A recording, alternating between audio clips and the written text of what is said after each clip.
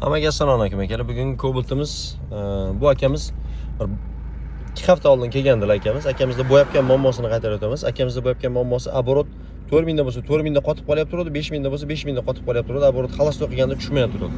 Akamizga qilgan ishlarimiz nima bo'ldi? Polni diagnoz qildik. Diagnoz qilganimizda havo so'rayotgan joylari bor edi. Sapun klapanda bor edi, adsorber klapanda bor edi.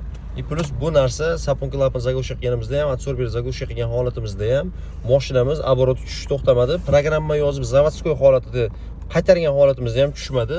Plus u narsa tushmasligining sababi bor. Yo DMRVdan yoki подсос воздух bo'lsa, yokida испаритель kollektor ichiga yog' to'lib qolsa ham shunaqa holat bo'ladi. Bizdagi holati именно shu holat, uchinchisi edi. Ya'ni испаритель ichiga yog' to'lib qolgan hisobiga DMRV almashsak ham, adsorberni qo'ysak ham, sapun klapani qo'ysak ham, masalan deylik, zagushka qilgan holatimizda ham, plus zavodskoy programma yozgan holatimizda ham shu narsa tushmadi. Значит, bunda испаритель ichiga yog' to'lgandi deydi. Zaslonkani yechib turib, ichini ochib qaraganimizda ichida yog' to'lganligi aniq bo'ldi. Keyin akamizga sapun klapan zagushka qilib, akamiz jo'natib yubordik. Mana 2 haftadan keyin keldilar. Hozir mana 2 haftadan keyin уже sapuni yangi qo'yganmiz. Endi mana hozir yurib turib, hozir xalos to'qib turib bitta ko'rsatib beraman sizlarga. Mana xalos to'qigan holatimiz. Oldin tushmayapti turdi, mana shu narsani turib qo'yapti turdi, qotib qo'yapti turdi. Xoh ikkinchi skoroz, xoh uchinchi skoroz farqi yo'q edi. Va turib qolardi akamiz. Xullas shu muammolar xudo xolasa mana shunaqa qilib bartaraf qilindi.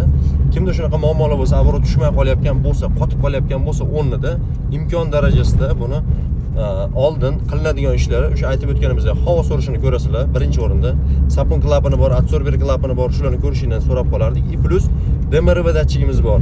DMRV datchigi ham yaxshi bo'ladigan bo'lsa, keyin qiladigan ishi zaslonkani yechib turib, испаритель ichini ko'rasizlar. Agar yoqqa to'lgan bo'lsa, unda inaki iloji yo'q. Bu mashinani испаритель ochiladi yokida egasiga aytiladi. Aka, mana shu holatda yurib turib, ozgina sapunni zagushka qilib beramiz, ozgina yurib orasiz deyiladi.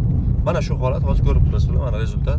Shu bir haftaning ichida tushib bo'lgan. Akamiz vaqti bo'lmasdan anchadan beri ishlari bo'lib kela olmagan ekanlar. Mana hozir keluvdilar, sapun klapni yangi qo'ydik va o'sha hamma yoq оборотлari joyida. Programmalari ham o'zini joy-joyida turibdi. Hech qaytiga mana tegilgani yo'q.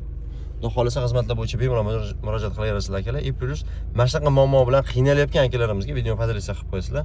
Like, kommentariyadan ayamang akalar. Xizmatlar bo'yicha bemalol murojaat qilaverasizlar.